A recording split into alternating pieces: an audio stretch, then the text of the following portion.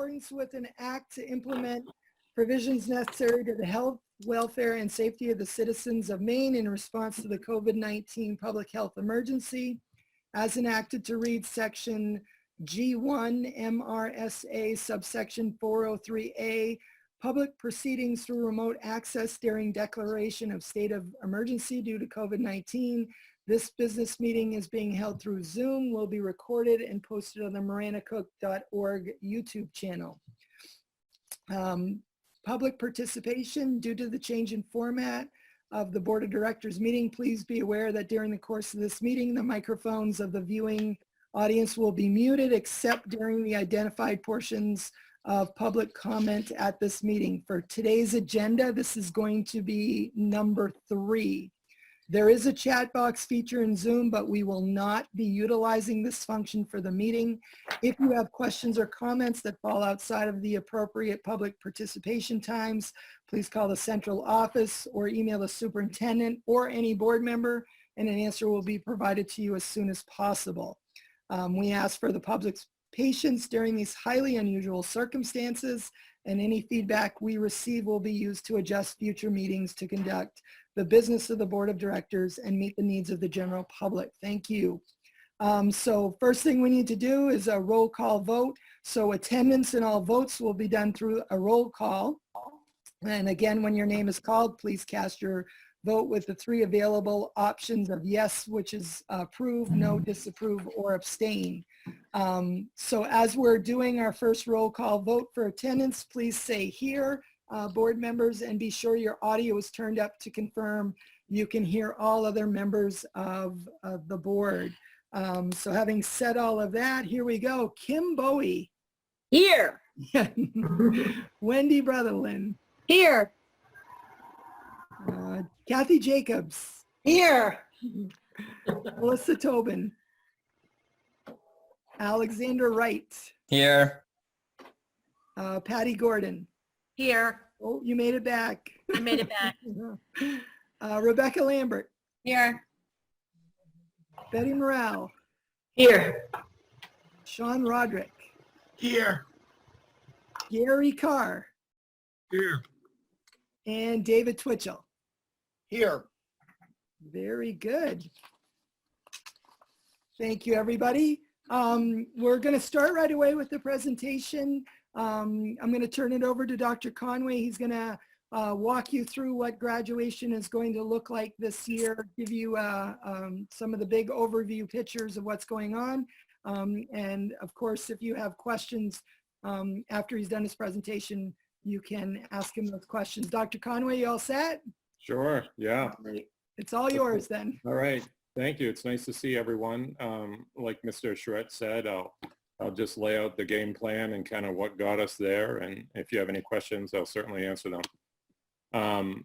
So as you know, everything changed for us on March 13th. Within 3 weeks of that date, Mr. Charette, Dr. Harriman, Ms. Brackley, and myself met to discuss our options for graduation. This was something Mr. Charette and I have been in contact about right from the get-go. Even though we really didn't know what school would look like in June, we were in March, we were all in agreement we wanted to hold some type of ceremony to honor our students and celebrate our families. Graduation is a lot about families too. Since that meeting, we've reassured families through our weekly newsletter, morning announcements, and email that we would be holding some type of graduation ceremony one way or another. To gather data as to what the ceremony should look like, we've had numerous surveys and meetings with students, parents, advisors, and as a whole high school staff a few times. A group of us also met with different production companies from around Maine and the US to look at possible virtual graduation options. The end result from that work and what students and parents really said they wanted was, and this is what we're going to do, we're going to have 10 individual graduations on Saturday, June 13th and Sunday, June 14th from 10 in the morning till 7:30 at night each day. We have numerous safety protocols in place, just like there are for the budget vote. All attendees are going to have to wear masks. Little bears have been placed on the floor in the gym and in the hallways, in the lobby, to help maintain social distancing. We're going to control the entrance and exit to the building. A maximum amount of 50 people, students, families, and staff will be allowed on campus at any one time. And the campus has to be completely clear before we allow the next graduating class online. And they're spaced about 2 hours apart. 4 tickets will be provided to each graduate for their families to come to the graduation, and out-of-state residents are expected to not attend unless they have been able to quarantine for 14 days. Tickets will be issued to each advisee group's graduation ceremony and can only be used during that ceremony. And again, that's to keep us within the state guidelines of 50 people at a time. And we will have a police officer on site for both days, and that's typical graduation protocol. We'll be videotaping and live streaming the ceremony. We purchased Miranda Cook face masks for all graduates and staff members with a logo on it. And through a grant, we were also able to purchase personalized lawn signs for our seniors for graduation. We have an army of parents that have reached out to me that are willing to decorate the gym and driveway and entrance for graduation. And we've made commemorative tickets for it that hopefully our seniors will want to keep. We're doing everything we possibly can to make that day special for our seniors and their families. And I think we're all pretty excited about it. It's a little daunting, but we're looking forward to it. And that's our game plan for graduation. Does anyone have any questions for Dr. Conway? It looks like Kathy does. So Dwayne, you said 10 individual ceremonies. Is that 10 advisee groups? You're doing it by advisee groups? Correct. Yeah. Okay. Thanks. Any I have a other question. Yep. And that was the funds, because the gentleman that spoke last time, Patty Gordon's son, said that he wanted the funds to be set aside. Are all the funds going to be used or not all the funds? So I think, and Mr. He wanted a separate account for the fund. Is that two different things we're talking about? We're talking about graduation and project graduation. So with project graduation, and I don't know if you want to take that, Mr. Charette. Yeah, why don't I take that? Yeah, so that'll be the next thing that's actually on our agenda, Gary. Sorry, it's number 5B, and that's specifically for project grad, and we can talk about that. We'll read the motion and then we can talk about it, and I can give you the background on that. I don't want to confuse the two because they are two very different pieces of this kind of puzzle we're putting together. So I'd rather just stick with graduation if that's okay, and we'll talk about it at that motion, if that's okay with you, Dr. Carr. No problem. Okay. Other graduation questions? So I do have a quick question. You said this is taking over the course of 2 days, right? Yep. Okay. And they're giving 4 tickets each to each family? Yep. Okay. I'm assuming school board members aren't going to be participating in this graduation? Yeah, we always. I don't get my front row seat. I'm sorry. We always super love it to have board members there, and I think it means a lot to us and the kids, but we're really working hard to maximize the amount of family members that can attend. Yep. And I will just echo that I had talked to Dr. Conway about the idea that if my space means that a parent can be there, I'm more than willing to give up my space as well, because as Dr. Carr said, this is very, very important to families. So we want to make sure that the graduate and their families feel like this is special. So Dr. Conway and I are staying in contact about how we're going to manage that. But I'll be outside. If I'm not inside, I will be outside helping to celebrate them when they either go in or come out. So for sure, I will be there. Other questions? Oh, Betty?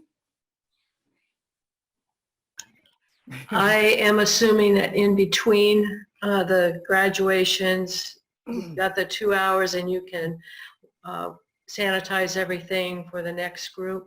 Yep.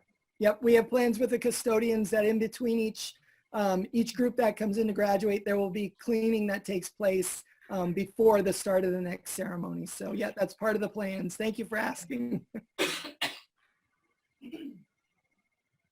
Anybody else? All right, well, thank you very much, Dr. Conway, for sharing that news about graduation. And I'm still looking forward to graduation. It's gonna be a busy couple of days, but it's gonna be a good couple of days for sure. Thanks to the work he's doing there. So, all right, Dr. Carr, I'll turn it back over to you for citizen Comments. Any citizen comments? I hear none. Additions and adjustments to the board agenda here. And so I had two things that have come up. One is I was on a meeting the other night from MSBA, and there was a couple things that were discussed. State funding, they were discussing state funding, and they expect that to be like 2008 and 2009. Funds are tight, so don't expect to get all of the budget money that you expect in 2021, is what I heard from them. They also talked about, it dealt a lot with IEP. I was really glad I was on there. And they expect to have a lot of lawsuits in other parts of the state, and hopefully it won't be at ours. And what can we say? And grant money, there is grant money out there, but it's hard to find. There is no requirement for the board, the public to meet with us, is what I got out of that meeting. I don't know if you got that out of it, Jay. Yeah. But they're not requiring the public to be in a meeting of the board for this, like this vote tonight. And and it's just going to go right to the ballot, Yeah. is what I got out of it. Yeah, I'm Did you get the same thing? hearing that same kind of thing. Nothing official yet, but those are kind of the rumors I'm hearing. Yep. And so the other thing that they talked about was 28,000 students in the state are not connected to the internet. I don't think that's our problem, but they're trying to get internet to all students because they expect Zoom to happen more frequent than it has in the past. There'll be no more snow days, as far as I'm concerned. There shouldn't be. And the budgets for most towns are going to be less than what they have been in the past. So that was one of the things they mentioned. I think that was about the main thing I got out of it. Did you get anything else, Jay? No, what you just said, those were the high points for sure right there. Yeah. I also received another notice this morning about superintendent of being superintendent for the year from the MSSA. I said, well, that's pretty cool. So if board members wish this to happen, send me your suggestions and I have no objections to doing that because we've had one hell of a busy time. And Jay has learned many things that he never knew he needed to know. And he's been fantastic working with. So I appreciate that. But we have a file date of July 1st if we wish to go forward on that. That's all I have. Anybody else want to talk about anything? I had one thing I wanted to bring up that I meant to call you earlier, Jay, so I don't mean to speak. School lunch through the summer. I know that there's been a waiver for all schools in the state to be able to do that. And what's the possibility? I mean, don't have to have an answer. We can discuss this at another board meeting, but I didn't want to lose that thought. So. Yep. No, I'll reach out to you directly, Sean, if that's okay, either tomorrow or the day after and talk to you about it. There's a couple of things that we have to consider here in ours. Yeah, there's just a few things that we need to consider. So I'll reach out and talk to you directly about that if that's okay. That's fine. I just think it's going to get, the numbers I'm seeing with people losing their jobs and stuff is going to get worse. So there's a way we can make it work. I really think we should consider it. Jay, can I just say something? Of course. Um, Go I ahead. think that's good that you're going to reach out to Sean individually, but I'd also like to hear what your thoughts are on summer school lunch program. All right. So I'm wondering if there's a way that you can let us all know, or I don't know. Absolutely. Yeah. Let me do some next legwork. meeting? Yeah. Let me do some legwork, and I can either send an email out or we can put it on the agenda for next meeting, depending on how it all plays out. But one way or the other, you're going to hear from me for sure. So. Okay, thank you. I can Thank just, I don't have any actual details, but I know that I'm on with the food pantry and they're planning on meeting about what they can continue to do as well. No idea. No details yet. Not about school lunch, but some parents may want to continue school learning over the summer. Will the online programs that have been used, will that be available all summer for parents to access with their kids? Yes, to the best of my knowledge, those accounts, oh, Diane's shaking her head. So those accounts will not be active at the end, June 30th, June those 30th. free accounts Okay. expire. I Is- mean, they might continue on, like, they might get extended or whatever, but as of right now, June 30th, those accounts expire. So What, I guess, what would it cost to extend it over the summer so that kids can continue to learn over the summer if they wish that? right. Because that school time has been a structure to home life that may need to continue over the summer.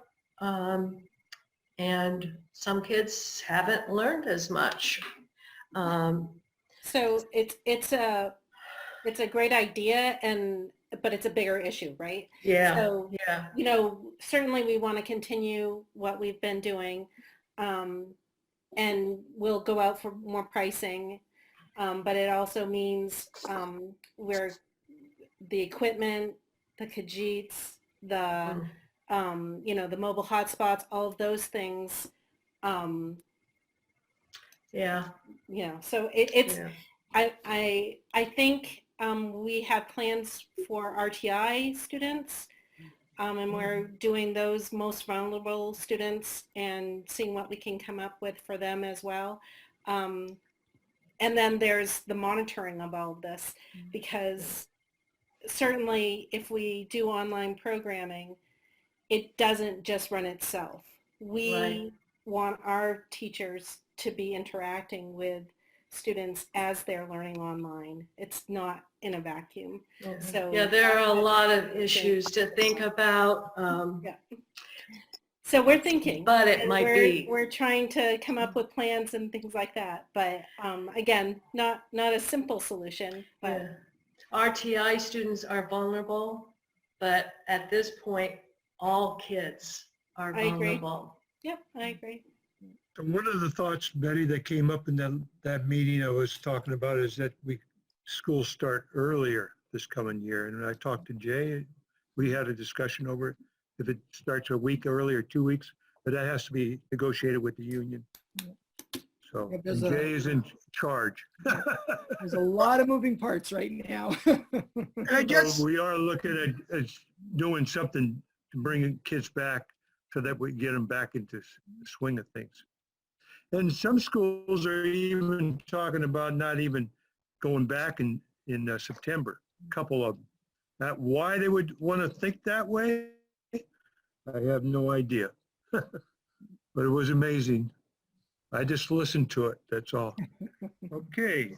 along that lines of the programming, I mean, I know those things cost money, but at one of our last meetings, I know I brought up about having money in the budget for those programs, because as Gary's saying, I've been involved in a lot of meetings, and I don't want to be spreading conspiracy theory, but there's a lot of talk that in October, there could be another outbreak and things could shut down again.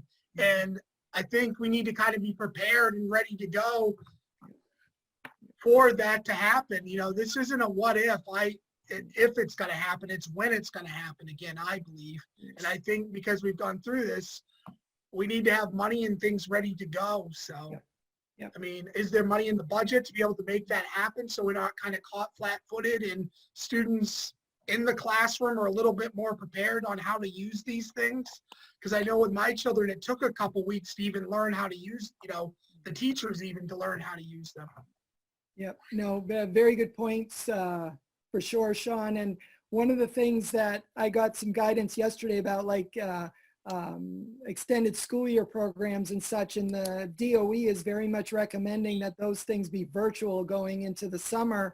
But again, that's not hard and fast guidance. It's just kind of like what they're recommending. You don't bring kids in yet. And but we are going to have access to some, it's called CARES money that we're looking at, and I'm putting teams together now to be able to work on it and address exactly the points that Sean was raising, so that we're prepared come fall time. So that's all in the planning stages right now to try to get us there, so we feel like we, you know, are ready for almost as many eventualities as we can. Right. You know, Because I know a school not too far from here where my mom works at, that they're planning to have, I might not be describing it, like grades 1 through 3 come one day, 3 through, and you know, that's not too far from here. Mount Blue's not far. So yeah, no, you're exactly right. So all of those things are on our table for sure. And we'll be working on those over the course of the next month and a half here for sure. So actually a little bit longer, but yeah. thank you. Yeah, you're very welcome. Thank you, Sean. Hey, moving on, Wendy. Okay, I move to approve the minutes of May 6, 2020. Second. So discussion, the first item is at on page 26 of 51, of which is the backside of that policy. What was it? GBEBB. What appears in K in brackets was supposed to be brought up to the above H, and it should state that it applies to all items H through L, which was asked for by the union. Mhm. Where are you? If you were to look at the policy GBEBB that we had last week, That's not it. Just so you know, that policy is not actually in this packet, Gary. So you might want to refer them to the minutes, I think, on well, page the minutes say, 2 of 5, 4B. so the minutes under 4B it says, Dr. Carr added the new statement include K and L. No, it was actually to include H through L that we H discussed. through L. Okay. Yep, got And it. it was going to be put up there above H in that one sentence that appeared on that policy. Okay. I'll bring that in tomorrow because I got to sign. Okay, that's perfect. We'll So get that- fixed. But that's what we agreed upon. Yep. So that's all I noticed in the minutes. Anybody else?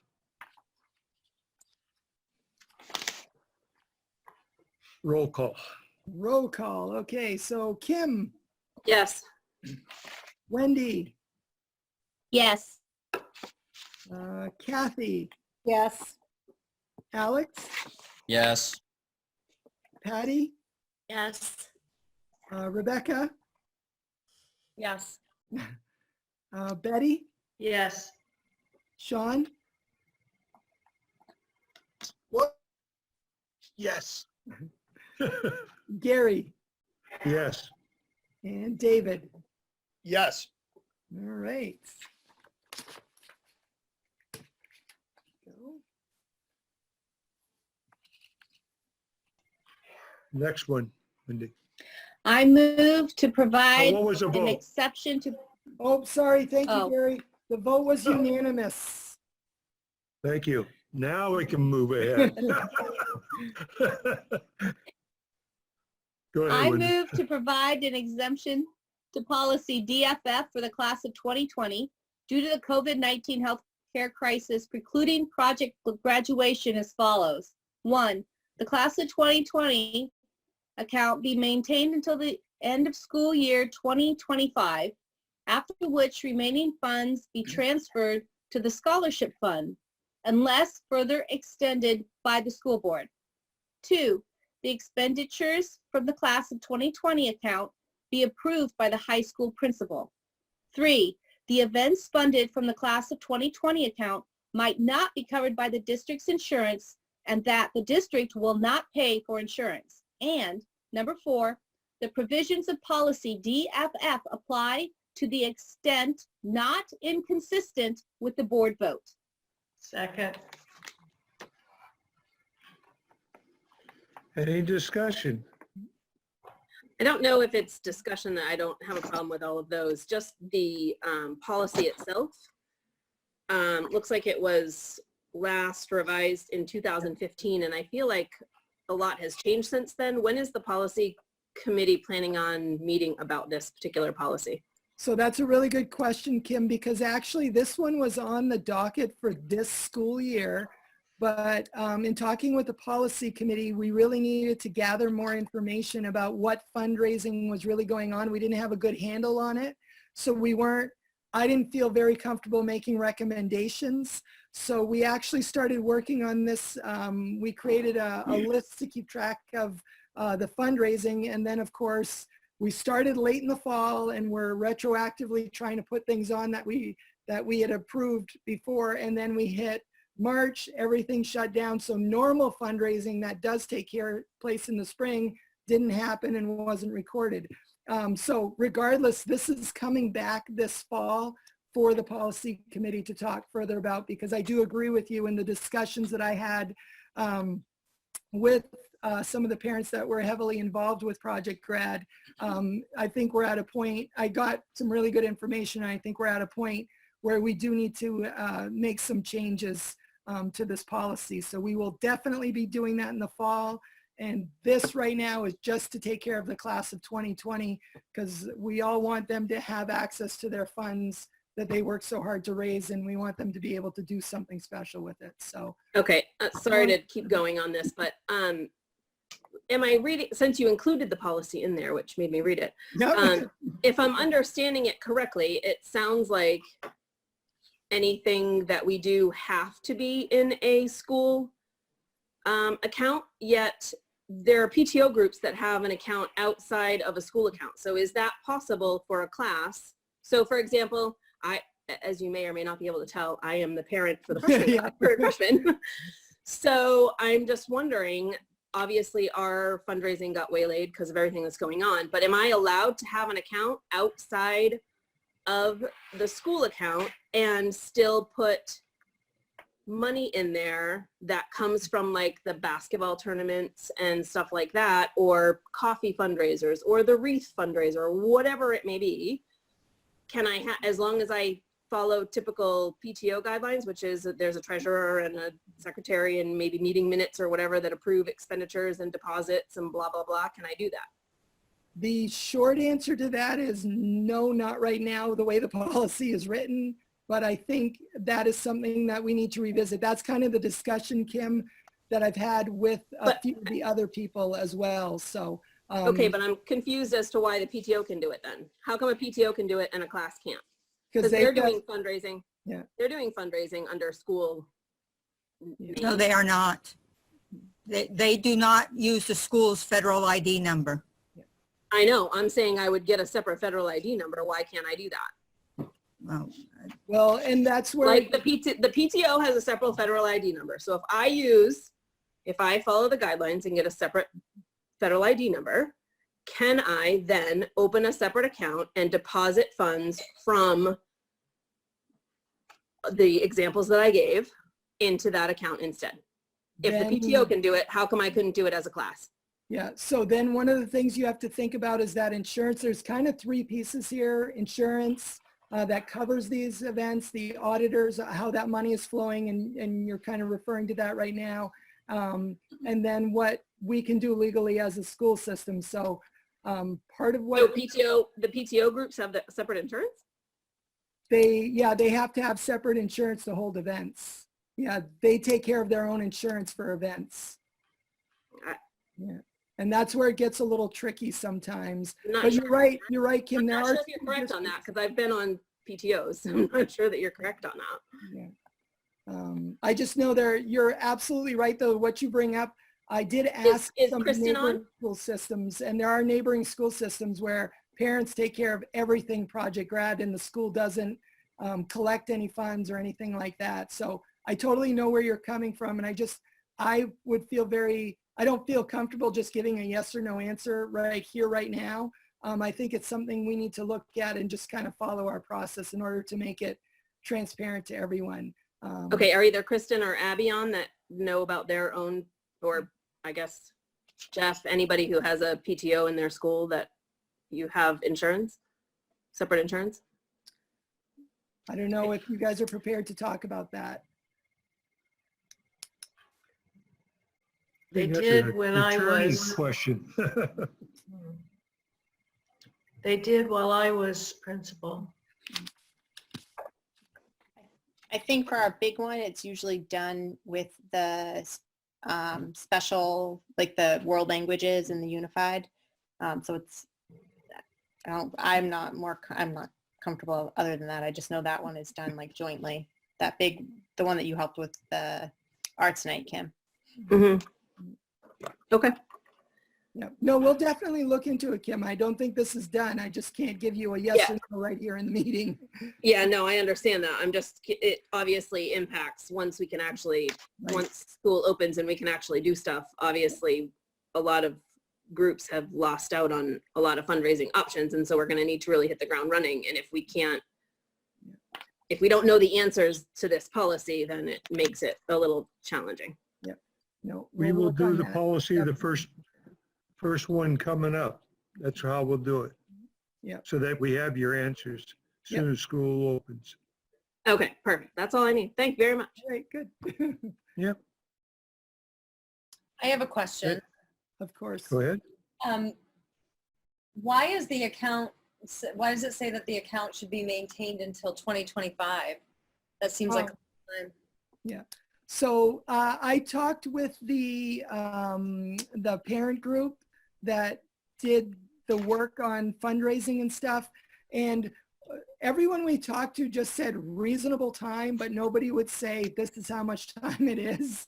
They just kept using the term reasonable time. And I think leaving it there for 5 years just, in my opinion, gives them plenty of flexibility to plan things in the future. I know they were talking about trying to do something maybe at Christmas time this year, depending on what was going on, or maybe next summer, or maybe waiting 3 or 4 years out and then doing something to try to bring people together. So it was really just to give them flexibility, because again, we want them, they raise that money, we want them to have that money and access to that money to do things for the class. So that's really why 5 years was chosen, was just in negotiations with Project Grad, the Project Grad group.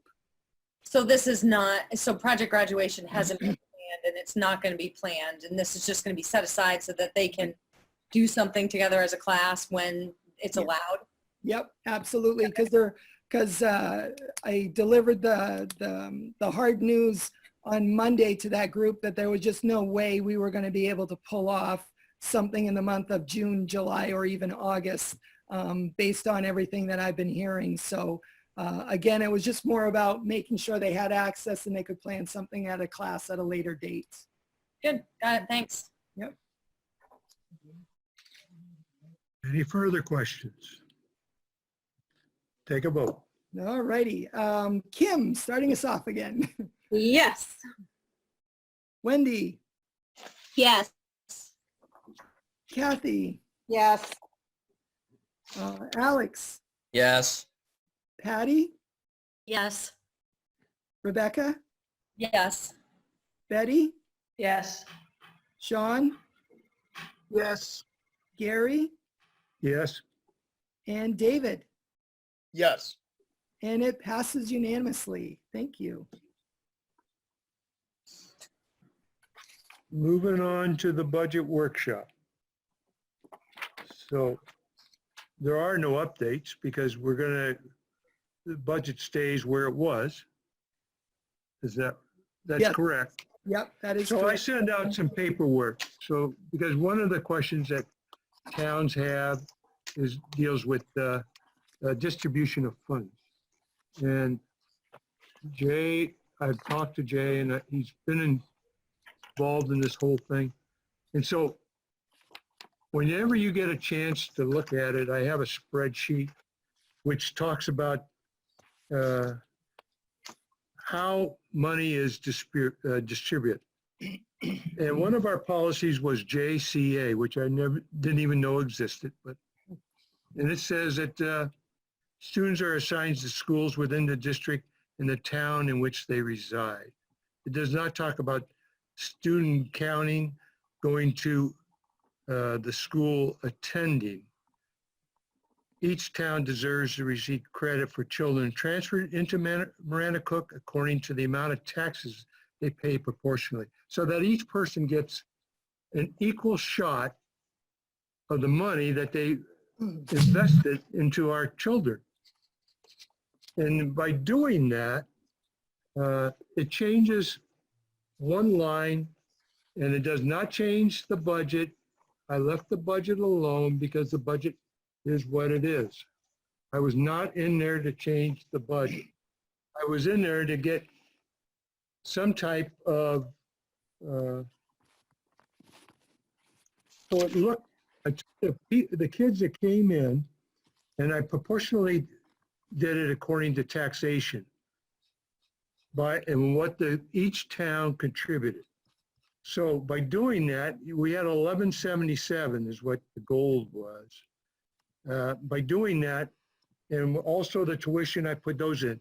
Because if we do things like buying books, if we buy something for the school or do anything to help that class, that is not part of the actual cost. But it's our cost that we all share for those kids. And then there was this JCA, which is the transfer on the elementary basis, going to Reed Field and Reed Field coming over to Mount Vernon and Wayne going to Reed Field. So Reed Field has got used a lot. And I think it's due to Jeff Boston. Everybody loves Jeff.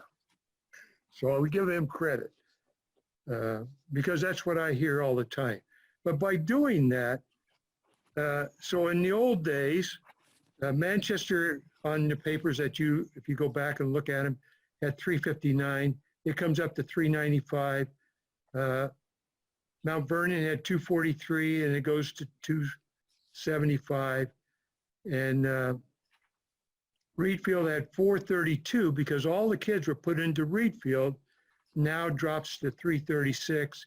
Wayne had 143 and it goes to 171. By looking at those numbers, if people ask you, how about my taxes and how do I actually look at the budget overall? The average for the whole district is 11,197.61 that we spend on kids for the whole district. So Manchester comes lower, which was 10,415.50. Mount Vernon is 11,297.93. It's $100 over. Reed Field is 10,818.27. It's lower. And Wayne, because of the property, we have to pay more. And so we pay $13,592. But those numbers are less than what we originally showed. So when you talk about the budget, to me, it's a sellable budget. And I don't see any reason why, because we're so close on 3 of the towns, that this budget should not be approved as is, the way it is written. So I'm in favor of, after doing all my work, seeing how the towns leveled out, and we're not way off on each one town being way over or under. but there's an explanation for Wayne, where it is not for the other 3 towns. And they're rarely close. So I'm going to let other people talk at this moment. Gary, I had a couple of questions related to it, looking it over. I agree that per town, per student thing looks a lot better, a lot evener across the board, and would be Right. much easier to sell. My questions are, which may be in it, but with my financial acumen, I can't see it one way or the other, is it looks better, but does it change the total due or paid by each town? So if No, I didn't try to do that. I tried to leave that alone because I didn't understand. I can't get to the numbers that are in the center of the normal worksheet. So the budget as written is what I come up with. So then to me, I would compare this perhaps to the way a business accounts for inventory with, I call it LIFO or FIFO from accounting classes I took, but Right. last in, first out, or first in, first out. It doesn't change the inventory. It doesn't change the amount of money spent. It's just an accounting adjustment that in that case makes it easier for the business, or in this case makes it easier for To the explain it. taxpayer to feel Right. about things. Yeah. But Yeah. then the question is on our accounting, I need to hear from our accounting if this is going to throw wrenches into their work. And that would, Jay and Bridget. yes. Go ahead, Jay. So,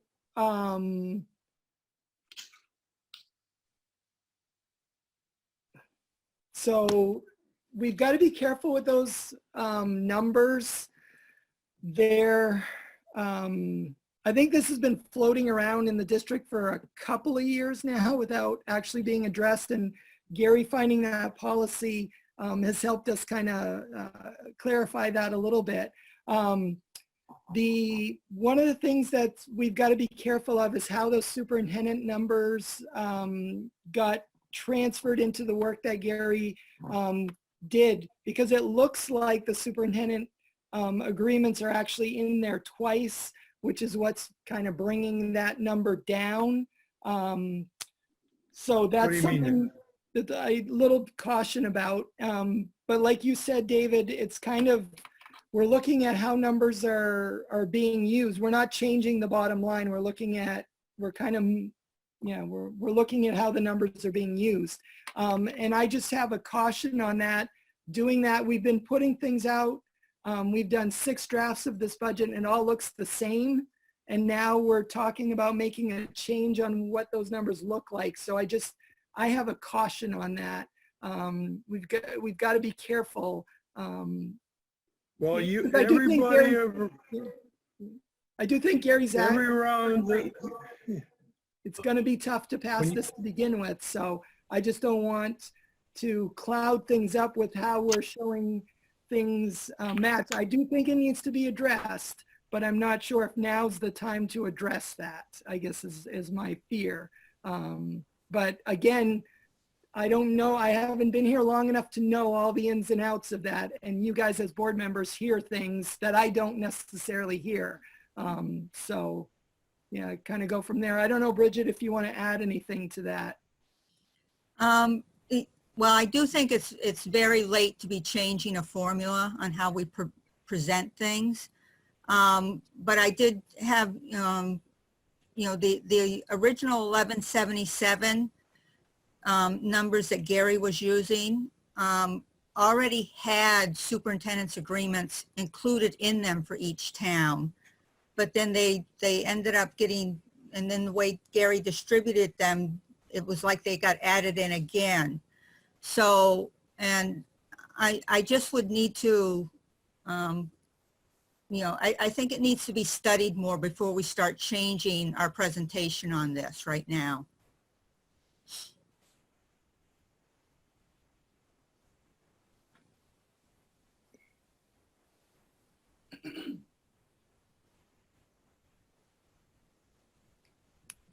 And I can tell people are looking at things as we're talking here. So I don't want to rush the conversation. Take your time as you're looking at it.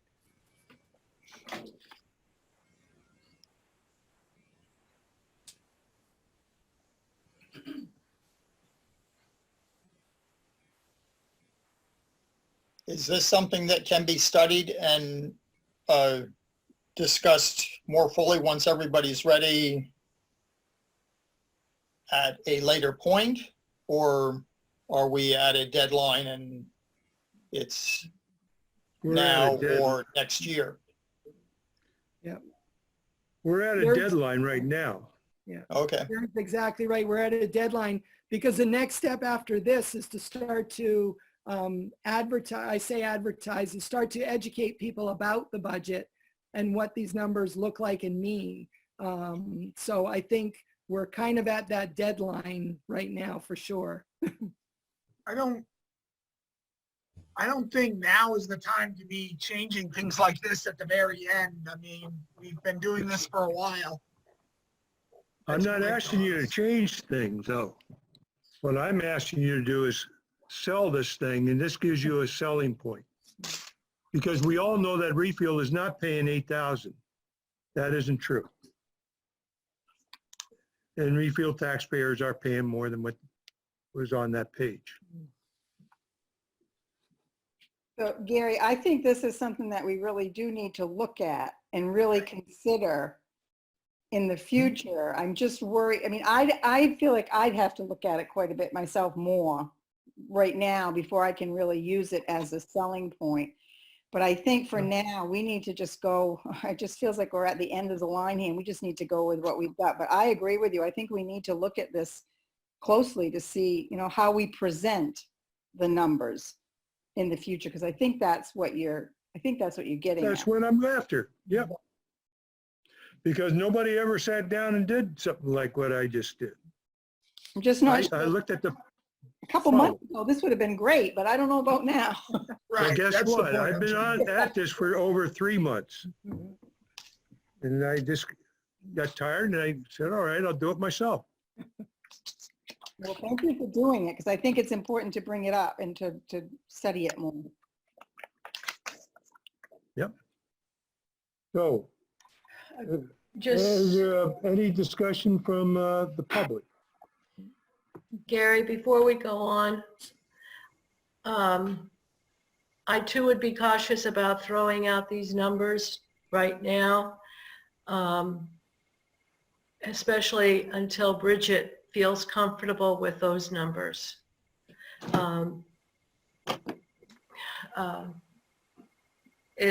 Yeah, that's it.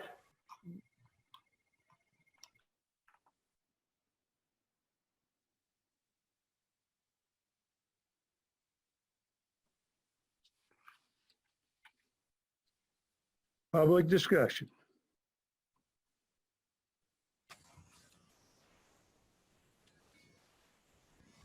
Jay, take a vote. Oh, okay. Okay. Do you need a motion? Need a motion first, yes. I move to approve the FY21 budget in the amount of $18,912,819. Second. Any further discussion? Take the vote. All righty. Kim, Yes. Wendy, Yes. Kathy, Yes. Alex, Yes. Patty, Yes. Rebecca, Yes. Betty, Yes. Sean, Yes. Gary, Yes. and David. Yes. So it passes unanimously.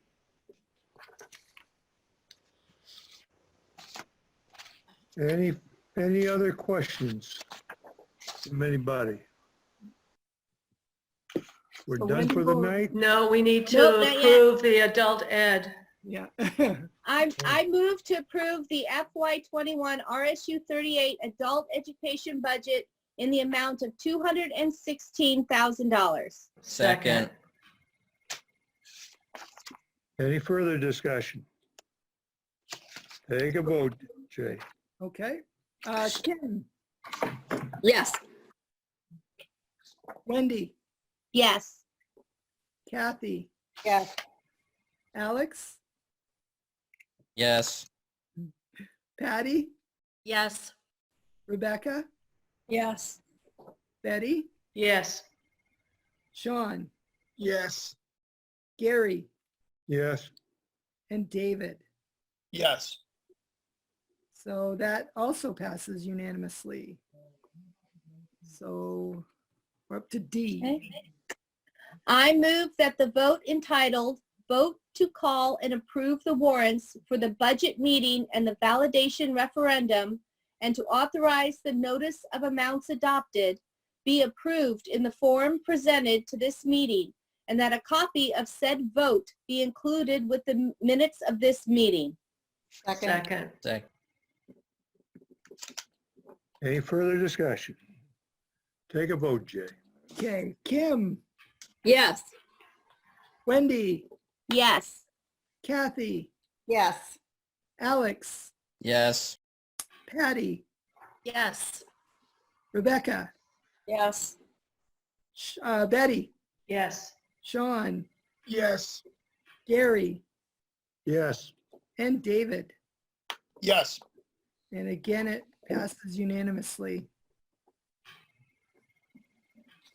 So we do have a schedule for those who are going to have to sign the warrant, which is tomorrow. Yes. Any further things? Make a motion to adjourn. Motion to adjourn. Second. Have a great evening. You too.